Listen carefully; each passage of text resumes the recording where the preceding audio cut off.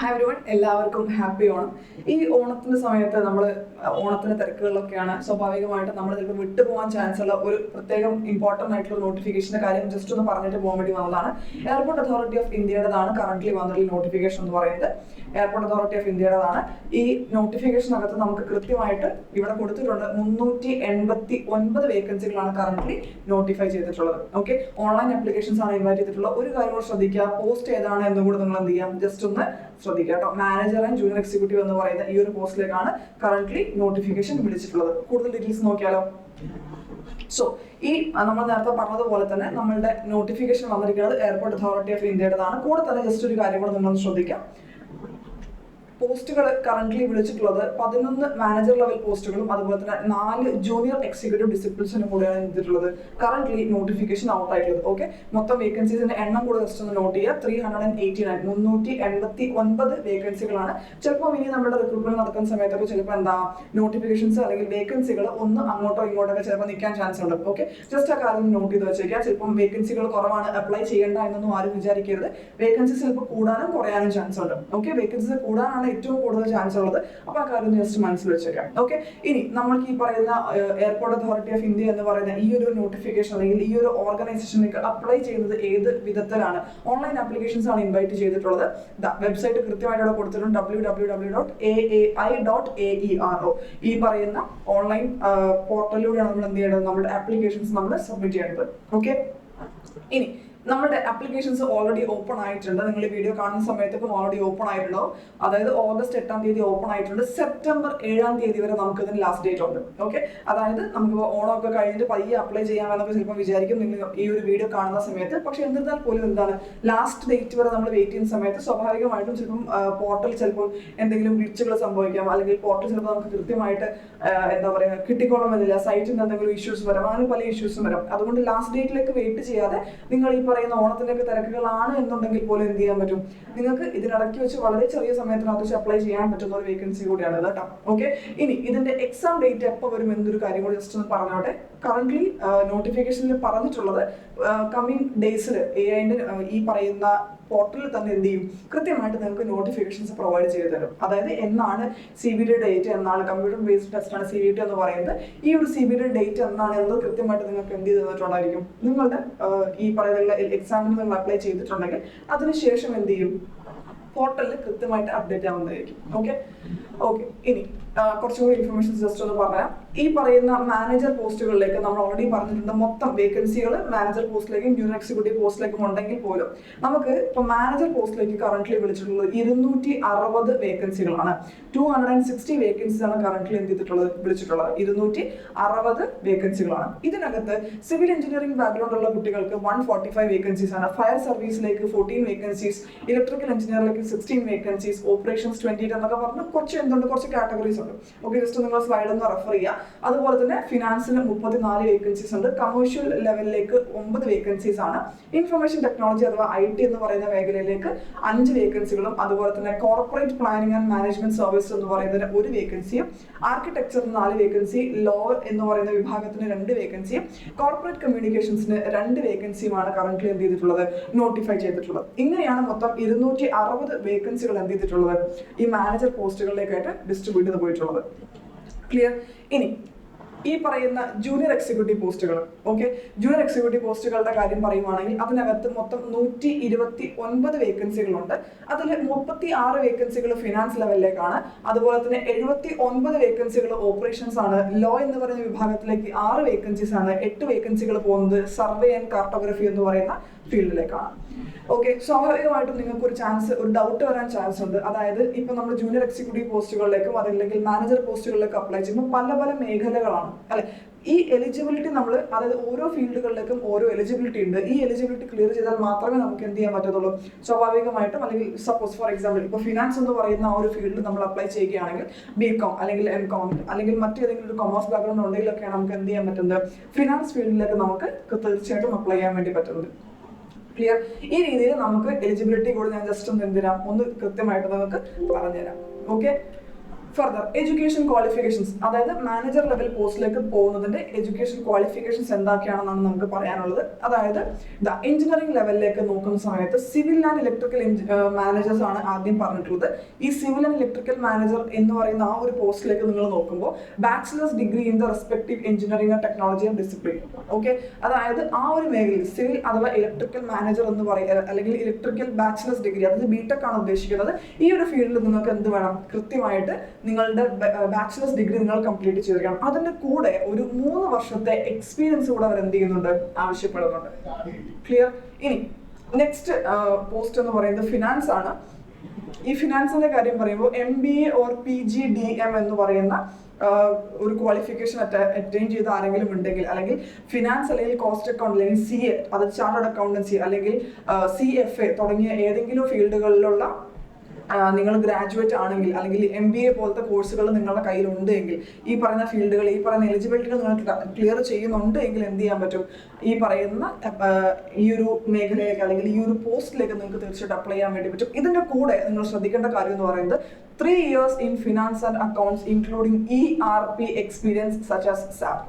Tally ഒക്കെ പഠിച്ചവർ അല്ലെങ്കിൽ sap എന്ന് പറയുന്ന കോഴ്സൊക്കെ അറിയാവുന്നവർ അല്ലെങ്കിൽ ആ ഒരു ഫീൽഡിൽ എക്സ്പെർട്ടൈസ് ഉള്ള ആൾക്കാർക്കാണ് എന്ത് ചെയ്തിട്ടുള്ളത്, കൂടുതലും അവർ പ്രിഫറൻസ് കൊടുക്കുന്നത്. ഈ പറയുന്ന 3 വർഷം എക്സ്പീരിയൻസ് കൂടെ അവർ എന്ത് ചെയ്യുന്നുണ്ട്, കൃത്യമായിട്ട് അവർ മെൻഷൻ ചെയ്ത് പറയുന്നുണ്ട്. ഓക്കെ, ഇനി നെക്സ്റ്റ് വരുന്നത് IT എന്ന് പറയുന്നത്, അതായത് ഇൻഫർമേഷൻ ടെക്നോളജി എന്ന് പറയുന്ന ഫീൽഡിലേക്കാണ്. ഇതിനകത്ത് കൊടുത്തേക്കുന്നത് BE അല്ലെങ്കിൽ BTech ഇൻ കമ്പ്യൂട്ടർ സയൻസ്, അതല്ലെങ്കിൽ കമ്പ്യൂട്ടർ എഞ്ചിനീയറിംഗ്, അതല്ലെങ്കിൽ IT അല്ലെങ്കിൽ ഇലക്ട്രോണിക്സ് ഓർ MCA. ഈ പറയുന്ന ക്വാളിഫിക്കേഷൻസ് ഉള്ളവരും അതിന്റെ കൂടെ തന്നെ എന്തും കൂടി വേണം, IT ഫീൽഡിൽ ഒരു 3 വർഷത്തെ റെലവന്റ് എക്സ്പീരിയൻസ് കൂടി ഇതിനകത്ത് ഇവർ ചോദിക്കുന്നുണ്ട്. ക്ലിയർ? ഇനി നെക്സ്റ്റ് പോസ്റ്റ് വരുന്നത് ആർക്കിടെക്ചർ ആണ്. ഇതിനകത്ത് ബാച്ചിലേഴ്സ് ഇൻ ആർക്കിടെക്ചർ, BArch കഴിഞ്ഞ കുട്ടികൾ, അതുപോലെ തന്നെ കൗൺസിൽ ഓഫ് ആർക്കിടെക്ചറിന്റെ രജിസ്ട്രേഷൻ ഉള്ളവര്, അതുപോലെ തന്നെ 3 വർഷത്തെ റെലവന്റ് എക്സ്പീരിയൻസ് ഉള്ളവര്, ഈ പറയുന്ന മേഖലയിൽ അല്ലെങ്കിൽ ഈ പറയുന്ന ക്വാളിഫിക്കേഷൻസ് എല്ലാം ക്ലിയർ ചെയ്ത കുട്ടികളുണ്ടെങ്കിൽ തീർച്ചയായിട്ടും എന്ത് ചെയ്യാൻ പറ്റും, നമുക്ക് ആർക്കിടെക്ചർ ഫീൽഡിലേക്കും കൂടെ അപ്ലൈ ചെയ്യാൻ വേണ്ടി പോസിബിൾ ആയിരിക്കും. അല്ലെങ്കിൽ ആർക്കിടെക്ചർ എന്ന് പറയുന്ന ഈ ആർക്കിടെക്ചർ എന്ന് പറയുന്ന വിഭാഗത്തിലുള്ള മാനേജർ പോസ്റ്റിലേക്ക് നിങ്ങൾക്ക് അപ്ലൈ ചെയ്യാൻ വേണ്ടി പറ്റും. ക്ലിയർ? ഇനി നെക്സ്റ്റ് വരുന്നത് ലോ അഥവാ നിയമം എന്ന് പറയുന്ന ആ ഒരു ഫീൽഡിലേക്കാണ്. അതിനകത്ത് പറയുന്നത് എന്താണ്, പ്രൊഫഷണൽ ലോ ഡിഗ്രി. അറിയാലോ, LLB അല്ലെ, പ്രൊഫഷണൽ ലോ ഡിഗ്രി ആണ് ചോദിച്ചത്, മാസ്റ്റേഴ്സ് ചോദിച്ചിട്ടില്ല. പ്രൊഫഷണൽ ലോ ഡിഗ്രി, അതിന്റെ കൂടെ തന്നെ ഒരു 3 വർഷത്തെ ലോ എക്സ്പീരിയൻസ് ചോദിക്കുന്നുണ്ട്. അതായത് എൻറോൾഡ് ആയിട്ടുള്ള അഡ്വക്കേറ്റ് ആയിരിക്കണം. ഓക്കെ, അല്ലെങ്കിൽ എൻറോൾമെന്റിന് വേണ്ടി എലിജിബിലിറ്റി കംപ്ലീറ്റ് ചെയ്യുന്ന ഒരു അഡ്വക്കേറ്റ് ആയിരിക്കണം. പ്ലസ് എന്തുകൂടി ഉണ്ട്, ഒരു 3 വർഷത്തെ ഒരു റെലവന്റ് എക്സ്പീരിയൻസ് കൂടെ ഇവർ ചോദിക്കുന്നുണ്ട്. മാനേജർ പോസ്റ്റിലേക്കാണ് കൂടുതലും എക്സ്പീരിയൻസസ് ചോദിക്കുക കേട്ടോ.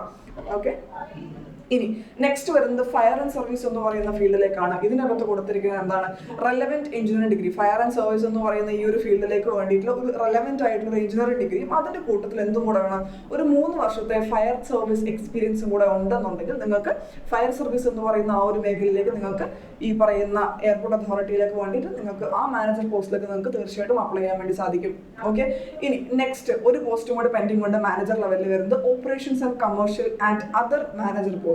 ഓക്കെ, ഇവർക്കൊക്കെ ചോദിച്ചിരിക്കുന്നത് എന്താണ്, ഒരു എന്താ പറയുക സ്പെസിഫിക് ഡിഗ്രി, അതായത് MBA അല്ലെങ്കിൽ മറ്റേതെങ്കിലും PG ക്വാളിഫിക്കേഷൻസ്, അതുപോലെ തന്നെ ഒരു 3 വർഷത്തെ റെലവന്റ് എക്സ്പീരിയൻസ് കൂടിയാണ് ഇവർ ചോദിക്കുന്നത്. ഓക്കെ, അപ്പോൾ ഈ മാനേജർ പോസ്റ്റുകൾ അപ്ലൈ ചെയ്യുന്നവർ ശ്രദ്ധിക്കുക, നിങ്ങൾക്ക് ഈ പറയുന്ന ക്രൈറ്റീരിയ അനുസരിച്ചുള്ള ക്വാളിഫിക്കേഷൻസ് ഉണ്ടോ, അതാണ് നിങ്ങൾ ആദ്യം ചെക്ക് ചെയ്യേണ്ടത്. ഓക്കെ, അതിന്റെ കൂടെ മിക്കവാറും കാര്യങ്ങളും എന്തുണ്ട്, മിക്കവാറും അല്ല എല്ലാത്തിലും മാനേജർ ലെവൽ പോസ്റ്റ് ആണെന്നുണ്ടെങ്കിൽ ഒരു 3 വർഷത്തെ റെലവന്റ് എക്സ്പീരിയൻസ് കൂടെ ചോദിക്കുന്നുണ്ട്.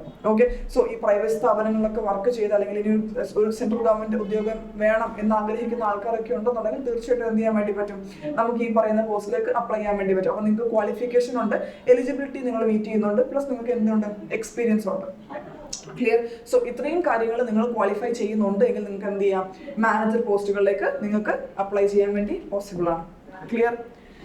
ഇനി കമ്മിങ് ടു ജൂനിയർ എക്സിക്യൂട്ടീവ്, അതായത് ജൂനിയർ എക്സിക്യൂട്ടീവ് എന്ന് പറയുന്ന പോസ്റ്റുകളിലേക്ക് നമുക്ക് എന്താണ് വേണ്ടത്. അപ്പോൾ മാനേജർ പോസ്റ്റുകളിലേക്ക് വർക്ക് എക്സ്പീരിയൻസ് റിക്വയർഡ് ആണ് എങ്കിൽ എന്താണ്, ജൂനിയർ എക്സിക്യൂട്ടീവിന് വർക്ക് എക്സ്പീരിയൻസ് അവർ മാൻഡേറ്ററി ആയിട്ട് ചോദിക്കുന്നില്ല.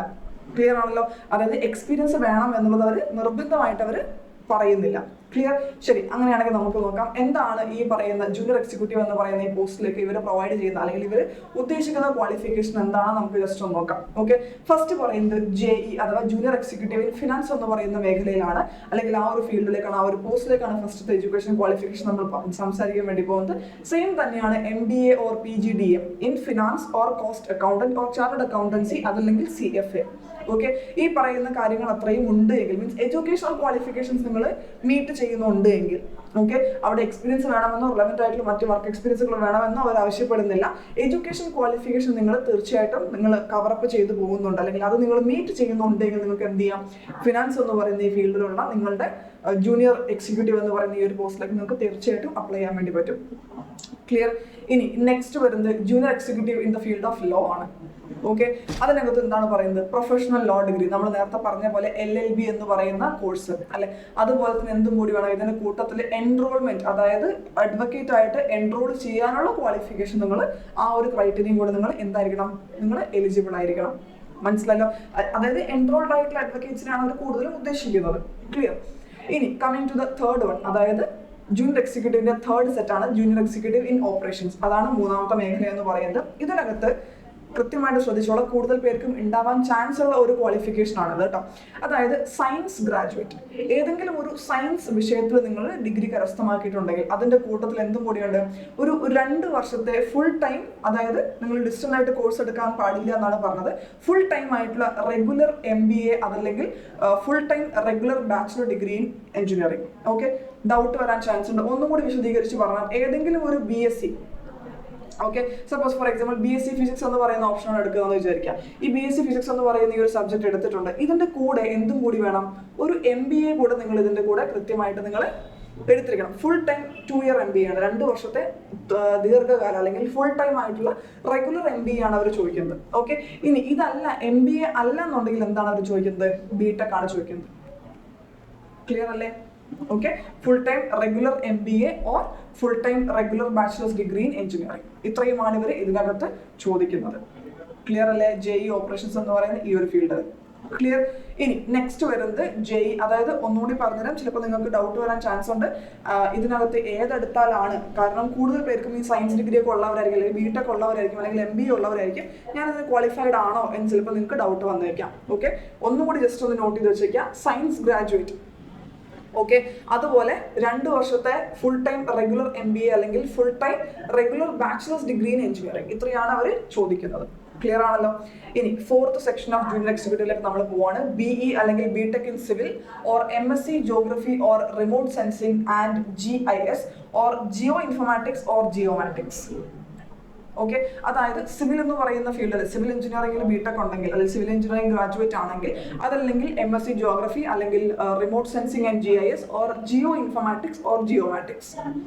ഓക്കെ, ഇവിടെ നിങ്ങൾക്ക് കൺഫ്യൂഷൻ വരാൻ ചാൻസ് ഉണ്ട്. ഇതും ഈ പറഞ്ഞതുപോലെ നിങ്ങൾക്ക് അധിക പേർക്കും ഉണ്ടാവാൻ ചാൻസ് ഉള്ള ഒരു ക്വാളിഫിക്കേഷൻ ആണിത്. അപ്പൊ നമ്മൾ സംസാരിച്ചതായിരുന്നു BE എന്ന് പറയുന്ന ഒരു ക്വാളിഫിക്കേഷൻ അല്ലെ, അതല്ലെങ്കിൽ BTech അല്ലെ. എഞ്ചിനീയറിംഗ് ഗ്രാജുവേറ്റ്സ് ആണ് കൂടുതൽ കേരളത്തിലില്ല എന്നാണ് കൂടുതൽ പറയപ്പെടുന്നത്.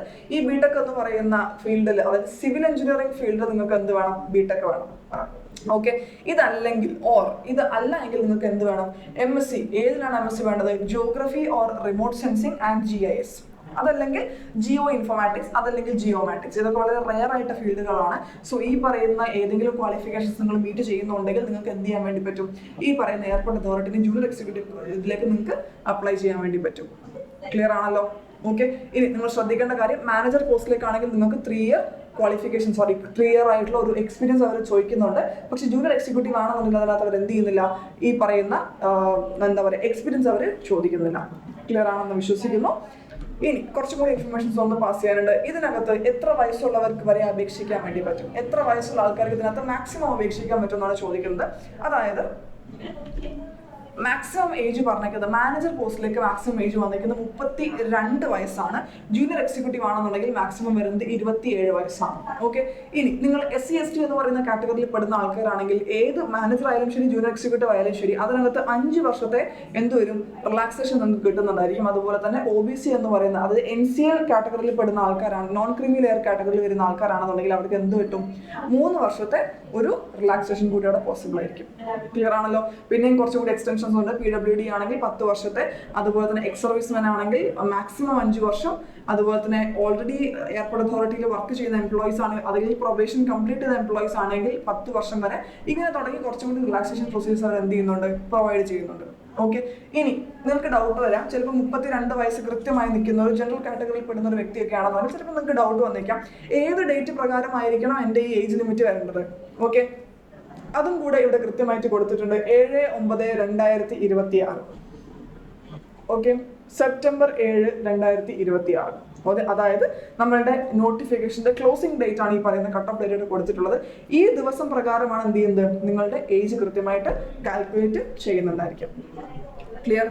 ഇനി നിങ്ങൾക്ക് ഇപ്പോൾ ജോലി കിട്ടിക്കഴിഞ്ഞാൽ നിങ്ങൾക്ക് എങ്ങനെയാണ് നിങ്ങളുടെ റെമ്യൂണറേഷൻ വരിക, അല്ലെങ്കിൽ ഇതിന്റെ ഇമ്പോർട്ടൻറ്റ് ഡേറ്റ്സ് ഏതൊക്കെയാണ്, അതുകൂടി ജസ്റ്റ് ഒന്ന് പറഞ്ഞുതരാം. അതിനകത്ത് നിങ്ങൾ ശ്രദ്ധിക്കേണ്ട കാര്യം, ആപ്ലിക്കേഷൻ ഓപ്പൺ ചെയ്തിട്ട് കുറച്ച് ദിവസമായിട്ടുണ്ട്. ഓഗസ്റ്റ് 8 തൊട്ട് എന്ത് ചെയ്തിട്ടുണ്ട്, ആപ്ലിക്കേഷൻ ഓപ്പൺ ആയിട്ടുള്ളത്. ഇനി ആപ്ലിക്കേഷൻ എന്നാണ് ക്ലോസ് ചെയ്യുന്നത്, സെപ്റ്റംബർ 7 ആപ്ലിക്കേഷൻസ് ക്ലോസ് ആവുന്നത്. നേരത്തെ പറഞ്ഞതുപോലെ തന്നെ കമ്പ്യൂട്ടർ ബേസ്ഡ് ടെസ്റ്റ് എന്നാണെന്നുള്ളത് എന്താണ്, ഇനി എയർപോർട്ട് അതോറിറ്റി ഓഫ് ഇന്ത്യയുടെ വെബ്സൈറ്റിൽ അവർ അനൗൺസ് ചെയ്യാൻ പോകുന്നതേ ഉള്ളൂ. കറന്റ്ലി എന്തില്ല, എക്സാം ഡേറ്റ് അനൗൺസ് ചെയ്തിട്ടില്ല. ക്ലിയർ? ഇനി മാനേജേഴ്സിന്റെ പേയ്മെന്റ് എന്തോ ജസ്റ്റ് ഒന്ന് നോക്കാം. 60,000 to 1,80,000. ഇതാണ് മാനേജർ ലെവലിൽ പേയ്മെന്റ് വരുന്നത്. ജൂനിയർ എക്സിക്യൂട്ടീവ് ആണെന്നുണ്ടെങ്കിൽ 40,000 to 1,40,000. മനസ്സിലായല്ലോ? ഇവിടെ അപ്രോക്സിമേറ്റ് CTC രണ്ട് സ്ഥലത്തും കൊടുത്തിട്ടുണ്ട്, അത് ജസ്റ്റ് ഒന്ന് നോക്കാം. അപ്രോക്സിമേറ്റ് CTC മാനേജർ ലെവലാണെങ്കിൽ 21 lakh പെർ ഇയറും, അതുപോലെ തന്നെ JE അഥവാ ജൂനിയർ എക്സിക്യൂട്ടീവ് ആണെന്നുണ്ടെങ്കിൽ CTC വരുന്നത് എത്രയാണ്, 14 lakh പെർ ഇയറുമാണ്. ക്ലിയർ ആണല്ലോ അല്ലേ? യെസ്. ഇനി ഇതിന്റെ കൂട്ടത്തിൽ നിങ്ങൾക്ക് ചിലപ്പോൾ ഡൗട്ട് വന്നേക്കാം, അഡീഷണൽ ആയിട്ടുള്ള എമോളിമെന്റ്സ് അല്ലെങ്കിൽ അഡീഷണൽ ആയിട്ടുള്ള എലവൻസുകൾ എന്തെങ്കിലും ഉണ്ടോ എന്ന് നിങ്ങൾക്ക് ഡൗട്ട് വന്നേക്കാം. ഓക്കെ, അതായത് മറ്റ് DA, TA, HRA അങ്ങനെ തുടങ്ങിയ എന്തെങ്കിലും തരത്തിലുള്ള ഏതെങ്കിലും അലവൻസുകൾ ഉണ്ടോ എന്ന് തീർച്ചയായിട്ടും ഉണ്ട്. ഈ പറയുന്ന അഡീഷണൽ എന്താ പറയുക ബെനിഫിറ്റുകളിലെ അഡീഷണൽ അലവൻസുകൾ കംപ്ലീറ്റ് എന്ത് ചെയ്യുന്നുണ്ട്, ഇതിനകത്ത് അഡീഷൻസ് വരുന്നുണ്ട്. ക്ലിയർ? ഇനി നിങ്ങൾ ആപ്ലിക്കേഷൻ സബ്മിറ്റ് ചെയ്യുന്ന സമയത്ത് എങ്ങനെയാണ് ഇതിന്റെ ആപ്ലിക്കേഷൻ ഫീ വരുന്നത്? ആപ്ലിക്കേഷൻ ഫീ വരുന്നത് നിങ്ങൾ ശ്രദ്ധിക്കേണ്ട കാര്യമാണ്. കാര്യം ചിലവർ വിചാരിക്കും ആപ്ലിക്കേഷൻ ഫീ ഇല്ലെന്നൊക്കെ, പക്ഷെ എന്താണ്, ആപ്ലിക്കേഷൻ ഫീ ഉണ്ട്. 1000 രൂപയാണ് ആപ്ലിക്കേഷൻ ഫീ വരുന്നത്. ഓക്കെ, ഇതിനകത്ത് women candidates, SC, ST, PWD തുടങ്ങിയ കാറ്റഗറി ഓഫ് ആൾക്കാർക്ക് എന്തുണ്ട്, ഫീ എക്സംഷൻ അവർ പ്രൊവൈഡ് ചെയ്തിട്ടുണ്ട്. ഓൺലൈൻ പേയ്മെന്റ് മാത്രമേ പറ്റത്തുള്ളൂ, അല്ലാതെ നിങ്ങൾക്ക് ചെല്ലാനായിട്ടൊന്നും അയക്കാൻ വേണ്ടി പറ്റത്തില്ല. എന്താണ്, ഫീ എക്സംഷൻസ് പ്രൊവൈഡ് ചെയ്യുന്ന കാറ്റഗറി ആൾക്കാർ സ്വാഭാവികമായിട്ടും ഫീ പേയ്മെന്റിൽ എന്താണ് അതിൽ നിന്ന് ഒഴിവാക്കിയിട്ടുണ്ട്. Clear? SC, ST, PWD women കാൻഡിഡേറ്റ്സും അതുപോലെ തന്നെ എയർപോർട്ട് അതോറിറ്റി ഓഫ് ഇന്ത്യയുടെ അപ്രന്റൈസ്ഷിപ്പ് കംപ്ലീറ്റ് ചെയ്തിട്ടുള്ള 1 year അപ്രന്റൈസ്ഷിപ്പ് ട്രെയിനിങ് കംപ്ലീറ്റ് ചെയ്തിട്ടുള്ള കുട്ടികളൊക്കെ ആണെന്നുണ്ടെങ്കിൽ എന്താണ്, ഈ ഫീ എക്സംഷൻസിൽ നിന്നും അവർക്ക് എന്തായിരിക്കും ഒരു ഇളവ് അല്ലെങ്കിൽ ഫീയിൽ നിന്ന് അവരെ എക്സംപ്റ്റ് ചെയ്തിട്ടുണ്ട് എന്നാണ് നമ്മൾ ഇതിനകത്തുനിന്ന് മനസ്സിലാക്കേണ്ടത്. ക്ലിയർ അല്ലേ മക്കളെ? അല്ലെ? സോ ഈ ഓണത്തിന്റെ ഇടയിലാണെന്നുണ്ടെങ്കിൽ പോലും നിങ്ങൾ എന്ത് ചെയ്യാൻ പാടില്ല, ഈ പറയുന്ന ലെവലിലുള്ള എന്താ പറയാ നമ്മുടെ ഈ നോട്ടിഫിക്കേഷൻസ് ഒന്നും മിസ് ചെയ്യാതിരിക്കുക. 7th of September 2026 ഇതിന്റെ ക്ലോസിംഗ് ഡേറ്റ് വരുന്നത്. തീർച്ചയായിട്ടും എന്ത് ചെയ്യാം, നിങ്ങൾ അപ്ലൈ ചെയ്യണം. ഓക്കെ, ഫർദർ മൂവിങ് ഓൺ, നമ്മളൊക്കെ ഓൾറെഡി അറിയാം എങ്ങനെയാണ് ഒരു ടെസ്റ്റ് സംഭവിക്കുന്നത്, അല്ലെങ്കിൽ എങ്ങനെയാണ് ഒരു കമ്പ്യൂട്ടർ ബേസ്ഡ് ടെസ്റ്റ് നടക്കുക. അതിനുശേഷം എങ്ങനെയാണ് മാനേജർ ലെവലിലേക്കോ അല്ലെങ്കിൽ ഈ പറയുന്ന ജൂനിയർ എക്സിക്യൂട്ടീവ് എന്ന് പറയുന്ന ലെവലിലേക്കോ നിങ്ങൾ അവർ എടുക്കുന്നത് എന്ന ഒരു ഡൗട്ട് ഉണ്ടായിരിക്കാം. ഓക്കെ, ഇനി കമ്പ്യൂട്ടർ ബേസ്ഡ് ടെസ്റ്റിന് ശേഷം നമുക്ക് വരുന്നത് എന്താണ്, ഒരു ഷോർട്ട് ലിസ്റ്റിംഗ് ഉണ്ടായിരിക്കും. ഓക്കെ, ഇനി ഓപ്പറേഷൻ പോസ്റ്റ് ആണെങ്കിലും സിമിലർ ആണ്, ഒരു ഷോർട്ട് ലിസ്റ്റിംഗ് അവിടെയും ഉണ്ടായിരിക്കും. ക്ലിയർ ആണല്ലോ? ഇത്രയേ ഉള്ളൂ. നമുക്ക് പോസ്റ്റ് സ്പെസിഫിക് ആയിട്ടുള്ള റിക്വയർമെന്റ്സ് ഒക്കെ വരുന്നത് ഇത്ര മാത്രമേ ഉള്ളൂ. ക്ലിയർ? ഇനി റിസർവേഷന്റെ കാര്യമൊക്കെ എല്ലാവർക്കും, റിലാക്സേഷന്റെ കാര്യമൊക്കെ നേരത്തെ ഞാൻ പറഞ്ഞല്ലോ അല്ലെ. NCL സർട്ടിഫിക്കറ്റ് വേണ്ടവർ, EW സർട്ടിഫിക്കറ്റ് വേണ്ടവരൊക്കെ കൃത്യമായിട്ട് എടുത്തു വെച്ചിരിക്കുക. അങ്ങനെയുള്ള റിസർവേഷൻസ് എന്തെങ്കിലും ഉള്ള കുട്ടികളാണെന്നുണ്ടെങ്കിൽ ആ പറയുന്ന സർട്ടിഫിക്കറ്റ്സ് ഒക്കെ എന്തായിരിക്കണം, 2026-27 കാറ്റഗറി അല്ലെങ്കിൽ 26-27 ഫിനാൻഷ്യൽ ഇയറിലേക്ക് വാലിഡ് ആയിട്ടുള്ള സർട്ടിഫിക്കറ്റ് ആയിരിക്കണം EWS സർട്ടിഫിക്കറ്റ്. ഓക്കെ, ഇനി SC ST സർട്ടിഫിക്കറ്റ് ആണെന്നുണ്ടെങ്കിൽ 7/9/2026 മുൻപ് ഇഷ്യൂ അല്ലെങ്കിൽ ഒന്നുകിൽ ആ ദിവസം അതല്ലെങ്കിൽ അതിന് മുമ്പ് ഇഷ്യൂ ചെയ്തിട്ടുള്ള സർട്ടിഫിക്കറ്റ് ആയിരിക്കണം. ഓക്കെ, തുടങ്ങിയ കുറച്ച് ആക്സസിബിലിറ്റി കാര്യങ്ങളാണ് ഇപ്പോൾ നമ്മൾ സംസാരിച്ചത്. ക്ലിയർ? സോ ഈ കാര്യങ്ങളൊക്കെ നിങ്ങൾ എന്ത് ചെയ്യാം, ഒന്ന് ശ്രദ്ധിക്കുക. അതിനുശേഷം എന്ത് ചെയ്യാം, കൃത്യമായിട്ട് നിങ്ങൾ അപ്ലൈ ചെയ്യാം. Okay, so airport authority of ഇന്ത്യയിൽ നിങ്ങൾക്ക് അപ്ലൈ ചെയ്യാൻ പറ്റുന്ന 2 പോസ്റ്റുകളായിട്ട് നമ്മൾ പറഞ്ഞത് manager as well as junior executive. Okay, all the best.